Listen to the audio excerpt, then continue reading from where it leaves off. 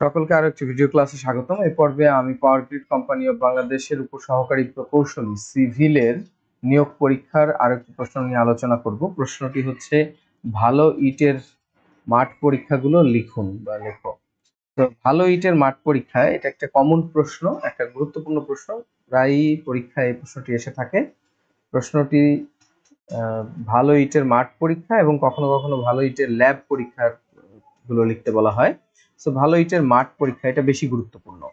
প্রশ্নটি উত্তর হবে, নিম্নে মাঠ পরীক্ষা মাঠে যাচাইকরণ বা নিরীক্ষণের জন্য কয়েকটি পদ্ধতি উল্লেখ করা হলো। প্রথমটা হচ্ছে একটি ইট নিয়ে পৃষ্ঠে নখের সাহায্যে বা শক্ত কোনো জিনিসের সাহায্যে আঁচড় কাটার চেষ্টা করতে হবে। যদি আঁচড় কাটা যায় তবে ইটটি ভালো নয়, আর যদি আঁচড় কাটা না যায় তাহলে এটি একটি দৃঢ়বদ্ধ গঠনের ভালো ইট হবে। অর্থাৎ আঁচড় কাটা গেলে ইটটা নরম, এই জন্য ইটটা ভালো না, আর যদি আঁচড় কাটা না যায় তাহলে ইটটা ভালো। একটি ইটকে অন্য একটি ইট বা হাতুড়ি, যে কোনো একটি শক্ত বস্তু বা হাতুড়ি দ্বারা যদি আঘাত করা হয়, তবে যদি ধাতব বা মেটালিক শব্দ পাওয়া যায়, মেটালিক শব্দ পাওয়া গেলে আমরা বুঝবো যে ইটটি ভালো, ভালো কোয়ালিটির ইট।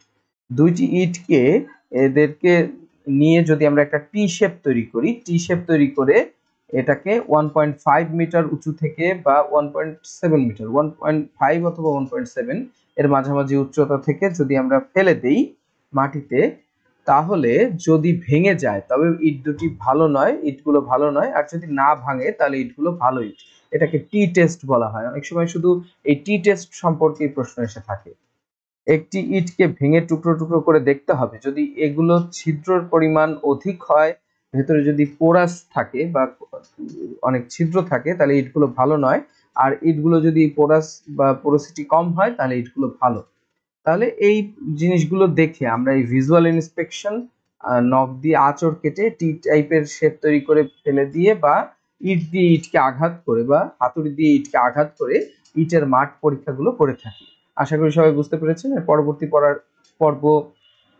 পর্ব দেখার আমন্ত্রণ জানিয়ে এ পর্ব এখানেই শেষ করছি। ধন্যবাদ সবাই।